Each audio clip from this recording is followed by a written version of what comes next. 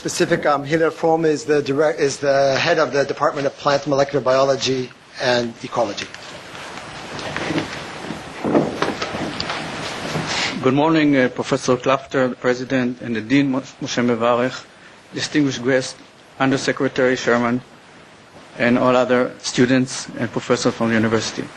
As the head of the department and as a teacher of plant sciences, I start every year my lectures about this time of the year. The first lecture to my students, trying to convince them to study plant sciences, I tell them that innovation in plant sciences has the potential to assist in solving many of the critical problems that humans face in the 21st century. This is food supply, water shortages, deterioration of land, pollution, and energy. Obviously, they look at me in disbelief. But then I tell them that, look, it happened once. If you look 50, 60 years back of what Norman Borlaug did, just by classical genetics, introducing new varieties with dwarfing genes into the major crops, he has said to save over 1 billion people from hunger and death. So the first lesson we can learn from Norman Borlaug's work is that plant sciences, indeed innovation in plant sciences, can solve major problems in the 21st century. So they begin to believe, and then really in the first lecture I show them a video interview with Norman Borlaug of 2 minutes.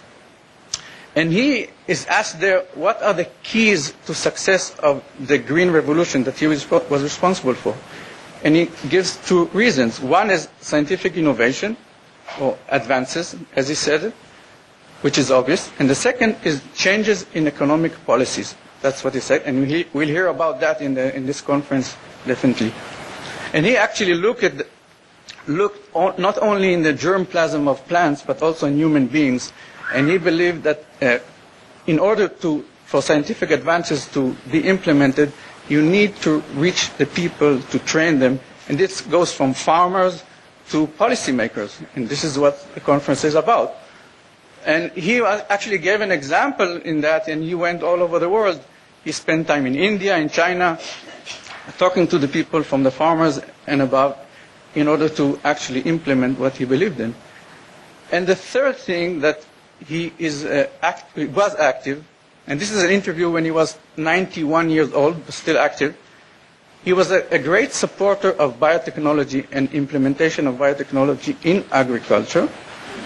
And from that's the third lesson I think we should learn from Norman Borlaug, is innovation in science. We should try to implement safely, though, innovation in science into agriculture, into contemporary and traditional practices in agriculture. So all these together could bring a good result and to help solve the problems of the 21st century.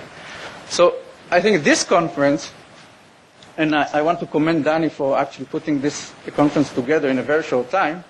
So this conference, and also the announcements by the president of the Tel Aviv University with the idea of constructing a framework for the food security issue, I think these together are a good way of moving forward. And I hope this conference will be a great trigger within the university and beyond to start thinking of it and implementing it in our research and in teaching.